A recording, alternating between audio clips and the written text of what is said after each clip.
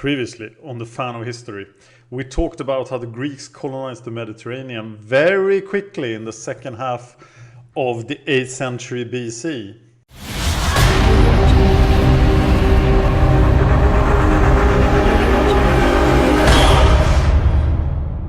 This time we're going to talk about Greek warfare before Phalanx and hoplites and stuff, and exemplify this by the First Messenian War. This is then the events of the 730s BC, part 3. So this is the Phalanx, and it does not exist in Greece yet. The Greeks did not invent the Phalanx, or maybe they did, but it had been invented before. And we talked about that earlier, long before we started the show actually. It was invented long before 1000 BC. And used by Sargon the Great himself. But let's not talk about the Phalanx, but let's talk about how the Greeks of the 8th century BC fought. Well, we know that they fought better than most people because we talked about that in the colonization episode, that the Greeks were superior fighters to their opponents. One of the reasons was that they had iron weapons. Greece is rich in iron. And some of their weapons, I don't know what percentage in this decade, was iron weapons. So normally you conducted warfare in the open country. The best equipped warriors fought each other with spear and sword, and they had armor. The majority of men did not have armor. They had linen or leather jerkins, and they fought with slings or javelins. There were a few cavalrymen, and then they had great advantages in this form of warfare. But there were very, very few cavalrymen. So this picture shows kind of what it looks like. So when a man fell in battle, he was usually killed and stripped of his goods, because if you could kill one of those rich guys with armor and swords and stuff, you could be a rich guy with armor and swords. Often under these conditions then warfare degenerated into prolonged guerrilla fighting, where you just roam the countryside looking for the enemy. And the mountainous terrain in Greece works very well for this, so wars tended to be long. And the open country where people got their food from was then devastated, and the entire population was thus at risk. This means that valor was highly valued, so you had to be brave. And the Spartan poet Tyrtaeus, who is our source for a lot of what we're going to talk about today, or one of our sources, he said, "To die, falling in battle, a brave man fighting for his fatherland, is honorable. But to leave one's city and its rich fields and live as a beggar is the depth of misery." There was some naval warfare at the time as well. And navies were quite primitive. Argos had a navy. We'll talk more about Argos in this episode. The Argosian ships at least carried sail, but were rowed into battle by single banks of oarsmen. There was a keel beam of the low hull that was extended to form a thin ram, so they could ram other ships. And they had side decks, which was platforms for marines to board other ships. Merchant ships of the time were broad-beamed sailing ships that were at the mercy of the warships. And Sparta had no navy. Sparta looked inland and not to the sea. There was siege warfare, of course. Non-Dorian peoples often had citadels defended by mud brick walls. These mud brick walls were not very fantastic. There is an example found at Halais, where archaeologists have dug out a mud brick wall from this time. But they were very useful, as nobody had any siege engines, so the only way to defeat a wall was to starve people out or succeed in climbing the wall. The Dorians seldom had walls. Some of them did, but some Dorians even didn't have towns. Sparta famously had no walls, but it wore its warriors. But you did not attack Sparta if you knew what was best for you. And when a town fell to a siege, the population was massacred, enslaved, or evicted. But religion was important, and they all shared the same gods in Greece. So temples were spared. If you fled to a temple, you couldn't be attacked. And the dead were always buried and unmutilated, because you could do no harm to the dead. So before we proceed with the First Messenian War, we have to talk about the Dorian identity. The Spartans and the Messenians were Dorians. And I was tricked by a bad source to think that the Dorians fighting, the Messenians in this war were Achaeans, but they were not, they were Dorians. Do you remember the Dorians? They caused the Dark Age of Greece, and they invaded Greece during that time and destroyed civilization pretty much, but they are now civilized to various degrees, but they still feel like Hellenes. They feel like part of this Greek world, but they also feel kinship ties to other Dorians.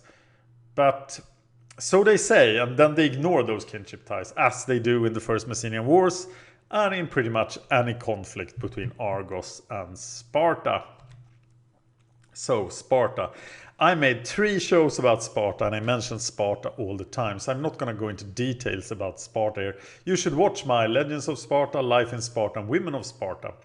At this time, 730 BC, Sparta has already conquered Lacedaemon. And these arrows you see here shows the Argosian navy coming down to try to save Helos from Sparta. That happened before this show, and we talked about that as well. Because Sparta has taken the entire plain of Lacedaemon. Polydorus is one of the kings of Sparta. Sparta famously has 2 kings.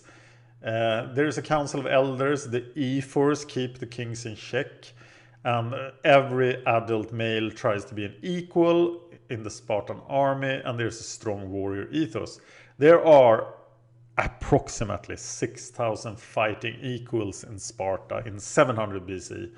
And that's a number that's roughly correct for this time as well. So the enemy then, the Dorians of Messenia. They are not all the Messenians, but I will refer to them as the Messenians in this show. The Dorians in Messenia held the inland plains and the eastern hills. You see Messenia to the west of the map, Sparta is in the center. Dorian Messenia was probably the middle land surrounding the plains of Sthenoclerus.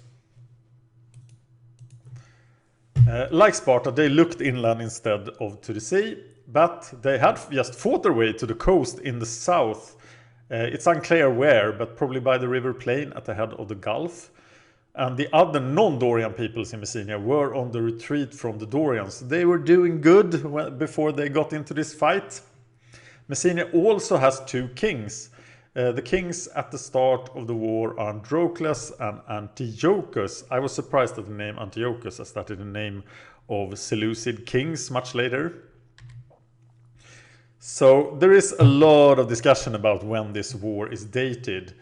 But I've read all of it and I'm convinced that the war lasts for 20 years and it starts sometimes between... those 20 years are sometimes between 740 and 710 BC.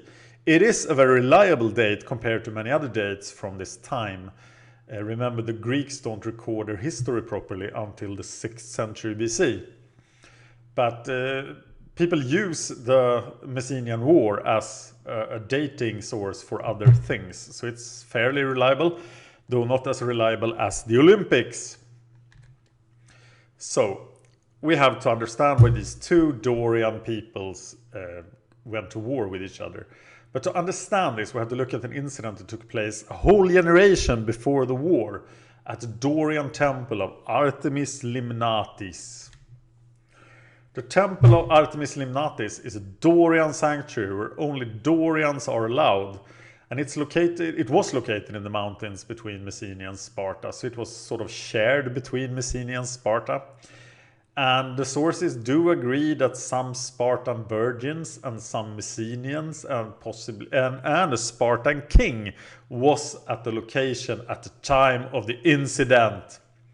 The Spartans claimed that the Messenians, seeing these Spartan virgins, raped them. And then the Spartan king on location, Telechios, was murdered because he was not happy about this. So, but that's the Spartan version of what happened.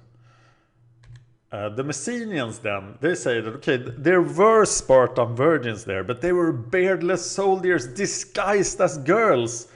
And King Telechios was there to be their leader.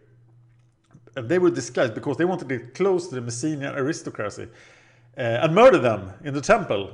Not sure why this would be the case, but they were there. But the Messenians are Dorian fighters, much like the Spartans. So the young beardless men were no match for the Messenian aristocracy. So, and the king, Telekios, died trying to lead this youth in this fight.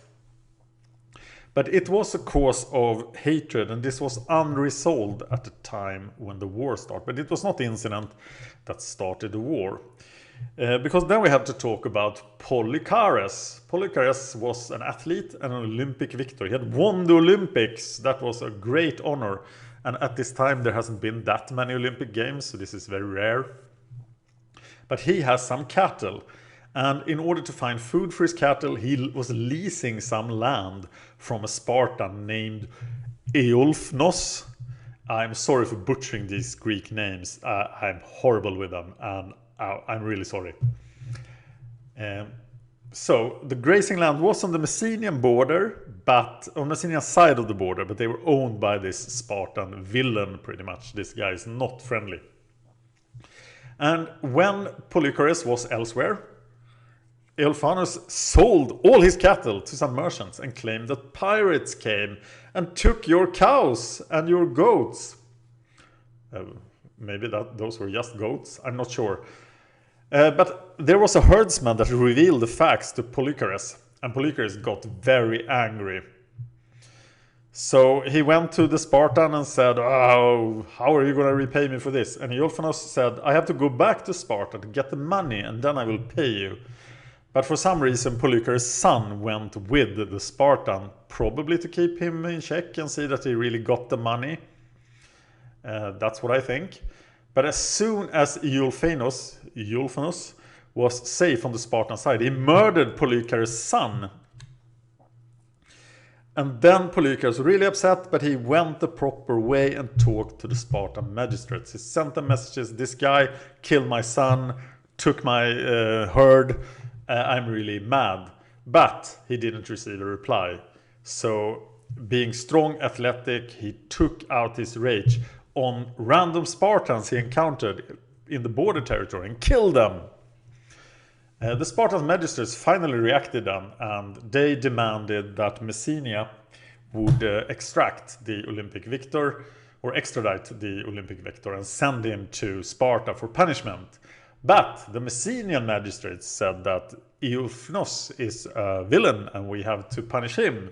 So if you give us him, we will give you our Olympic victor. A Spartan delegation was then sent to Messenia to petition this and talk to the kings of Messenia. And the king Androcles, he said, "Okay, we can give you our Olympic victor guy, that's okay with me." But Antiochus said, "Are you crazy? We're not going to do that." And then they looked over the things that had happened, the incident at the temple, etc. The discussion heated up. And suddenly the Messenians were at each other's throats. They started to fight with each other, not with the Spartans. And King Androcles was killed. And Antiochus told the Spartans that I will talk to other city-states. In the source I read it was Athens and Argos, but I'm not sure Athens was important enough at this time. And the Spartan delegation went home, but then they heard nothing. And then Antiochus died. So the Spartans figured, okay, this is going nowhere. We have to avenge our fallen brethren. So there was a major invasion of Messenia from Sparta. This is probably all just a pretext, because the Spartans were experiencing overpopulation. This is the olive maximum. There is a huge population growth all over Greece. That was the reason for colonizations. But the Spartans are not interested in colonization. They don't trust the sea. They don't want to go to other lands. They want the lands nearby. So this is the Spartan way of colonization, conquering your neighbors. And I find it interesting that Sparta, ancient Sparta, much later than this, they are not interested in conquest. But archaic Sparta in the 8th century BC, it's very interested in conquest to feed its growing population. So there is a Spartan invasion. It happens without heraldic notification. There is no warning to Messenia. And before they went onto this pretty criminal operation, all the Spartans swore an oath for success in the war. And the oath was made, and as in all wars, the Spartans expected this war to be short, and it's anything but short. So the Spartan men swore they wouldn't leave the field until they had destroyed Messenia or were destroyed themselves. So they were going to fight until they won or were dead. The first thing they hit was a city called Ampheia. We don't know where this was located. But the Messenians didn't know anything about that this was about to happen, so the gates were open. And apparently the Messenians were Dorians that used walls. But these walls didn't help then, as the gate was open, so the Spartans roused people out of bed and slaughtered them like animals. Some took refuge in the temples and were spared. Other inhabitants ran from the Spartans. But the Spartans sacked the city of Ampheia and turned it into a base for the war against Messenia. The women and children were made slaves, as were any men that survived the initial slaughter. So now the Spartans have a city in the middle, or a town at least, in the middle of Messenia. The Messenians react to this. Their capital is called Stenocleros, which means rough acres. Its location is also unknown, but news of the fall of Ampheia reaches this city, or town. And the new king, Ephes, son of Antiochus, talked to the people and said, "Be true in the hour of need. The justice and the gods are on our side, because we did not attack first." So every man in Messenia was placed under arms. This was probably something they were used to. They were Dorians after all. They started training.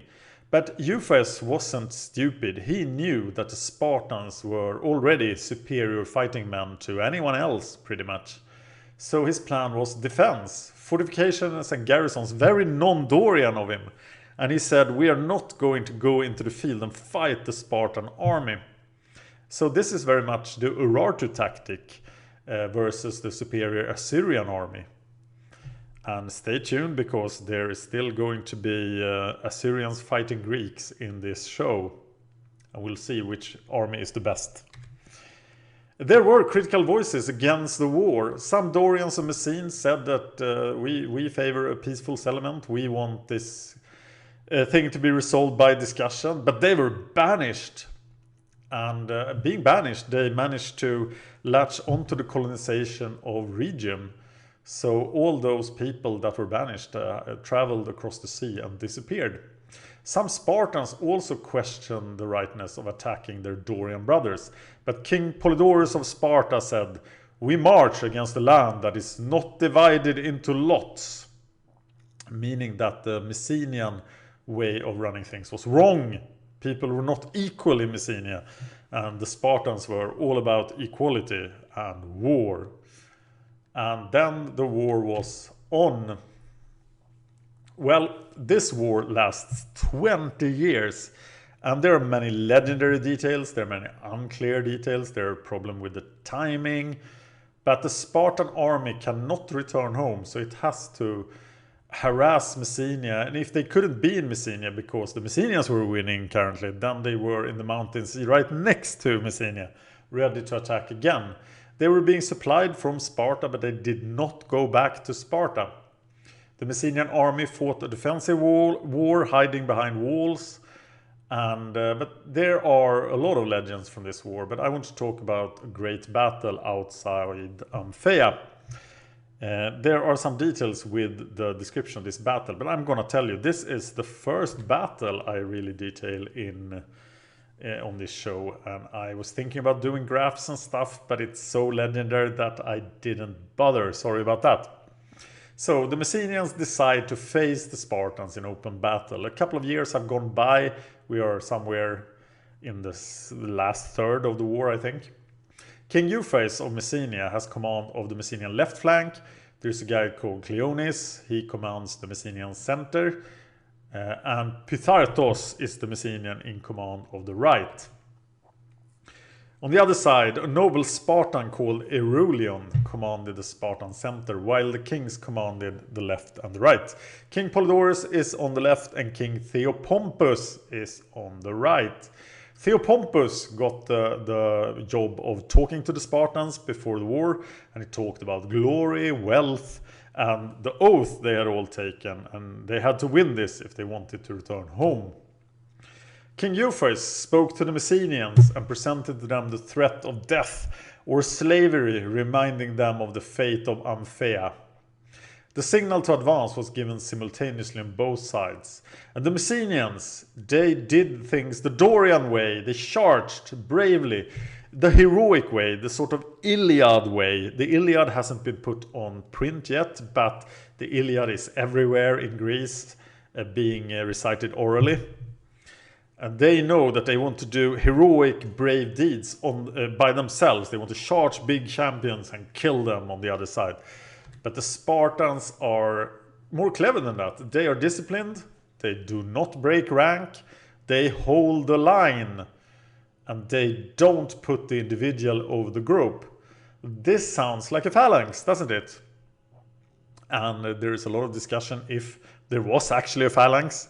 If this maybe is the event that spawned the phalanx, but I think phalanxes come much later actually. We are looking at least 60 years from now. But in the end, the Spartan discipline wins them this battle. And the Messenians decide then, okay, we were right from the start. We shouldn't have done that. We shouldn't have faced the Spartan army in open battle. So we have to fortify even more. So there is a mountain called Mount Ithome, and this mountain was heavily fortified. So the Messenians fortified the mountain and put themselves all there. And then they sent a delegation to the oracle at Delphi. And the oracle said, we want, the sacrifice of a royal virgin will be the key to your success. And there was a Messenian hero, Aristodemus, who was of royal blood. And his daughter was chosen for the sacrifice. And this scared the crap out of the Spartans. Because remember, the oracle at Delphi, I did a whole show on the oracle. And the Spartans are obsessed with the oracle. So if the oracle says that the Messenians will be lucky now that they have sacrificed this poor girl, well, then Sparta cannot attack the mountain. And this prolonged the war a great deal. And there was guerrilla fighting in the countryside instead. But several years later, the Spartans invaded again with both kings and a major force. And again, the Messenians, encouraged by the success of the last few years hiding at Mount Ithome, this is the mountain, they took the field. And the Messenian king died, and Aristodemus was made a new Messenian king. Oh, it was the guy who sacrificed his daughter. And he drove back the Spartan army into the mountains. So there was a Messenian victory in the field as well. But then the Spartans had a great idea. They decided to talk to the oracle at Delphi. And whatever she said, the Spartans felt encouraged and that they had a chance to win. So they invaded yet again. And they really beat up the Messenians this time. So Aristodemus commits suicide. And the Messenians abandon Mount Ithome, and the last fighting men of Messenia flees the land. So the Spartans have won the First Messenian War, and King Theopompus marched, occupying Messenia, spacious for dancing. That means that Messenia had a lot of new land that the Spartans wanted. And the surviving Messenians were reduced to helots. And the good land was divided into lots for 3,000 Spartans. So now we have 6,000 Spartans living in Sparta and another 3,000 in Messenia. But when they could finally go home, a surprise awaited the victorious Spartans. Well, they hadn't been home for 20 years, but there was a new generation of Spartans. And that's not good because Sparta was already overpopulated. And hey, who is the father of all these children?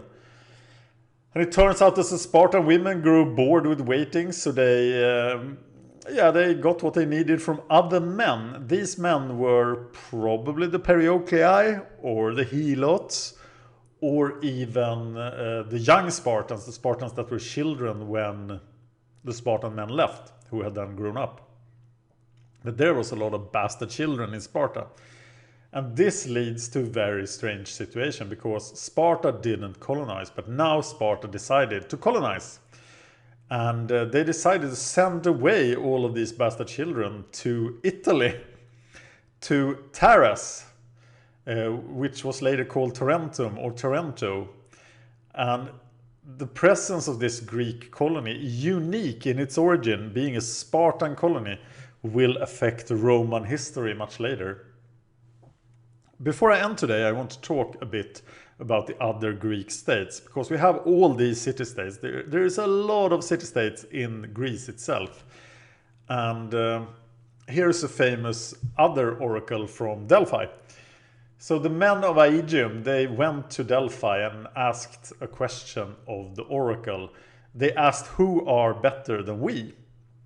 And the oracle replies, of all the soils, Pelasgic Argos is best, and the horses of Thrace, and the women of Sparta, and men who drink the water of fair Erethusa.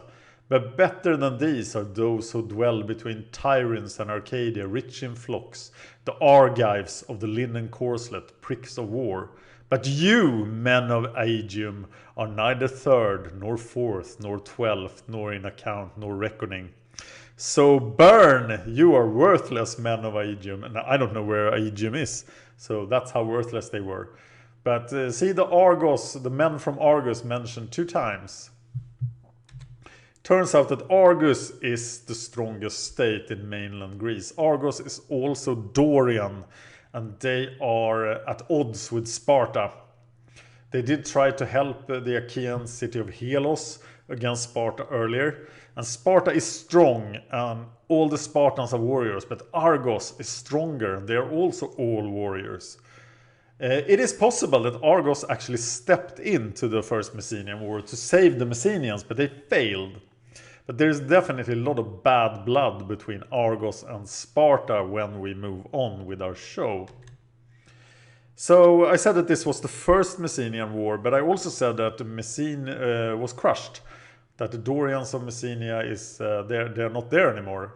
But they're Helots. There will be a second Messenian War in 685 BC and a third Messenian War in 464 BC. That's a pretty long time, and some sources do not even count the third Messenian War as anything else than a slave rebellion, which the second Messenian War pretty much is as well. But I will talk about them when we get there. So this was the First Messenian War. Next time we will go back to Assyria and Babylon. We'll talk about the events of the 720s BC. There will be a new king in Babylon. Tiglath-Pileser III has a problem with Babylon, and have we heard that before? Assyria has a problem with Babylon. But Tiglath-Pileser III has a new solution for the Babylonian problem. Well, you can discuss the show with me on YouTube or Facebook. There are the addresses. Please subscribe, like and share. It helps me to keep me going. I'm very happy if you support this show on the Fan of History Patreon. I am currently doing this event show up until 701 BC, when I'm going to talk about the destruction of Sennacherib. After that, things are very unsure, so you could, if you like this, I would be very happy if you contribute, maybe $1 per episode on patreon.com, maybe 10 cents. I'm happy for anything. There are other ways to support the show. That's pretty much subscribe, like and share. Get more people to learn about the Fan of History, and I will be very happy. Thank you so much for watching.